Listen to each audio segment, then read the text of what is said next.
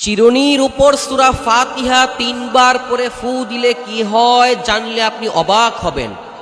প্রথমে ওযু করবেন, এরপর 3 বার দুরূদ ইব্রাহিম পাঠ করবেন, এরপর 3 বার সূরা ফাতিহা পাঠ করবেন, এরপর আবার 3 বার দুরূদ ইব্রাহিম পাঠ করবেন।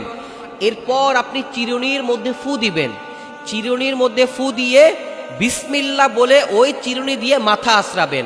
এরপর আপনি যেই উপকারিতা পাবেন তা দেখলে আপনি অবাক হয়ে যাবেন। এই চিরুনি দিয়ে মাথা আঁচড়ালে, এই বিসমিল্লাহ বলার কারণে, সূরা ফাতিহা বলার কারণে, দুরূদ ইব্রাহিম পাঠ করার কারণে আপনি যখন এই চিরুনি দিয়ে মাথা আঁচড়াবেন, এই চিরুনি দিয়ে মাথা আঁচড়ানোর কারণে আল্লাহ তাআলা আপনার মাথা থেকে চুল পড়া বন্ধ করে দিবে, মাথা ব্যথা দূর করে দিবে, মাথার সমস্ত রোগ থেকে আল্লাহ তাআলা আপনাকে হেফাজত করবে।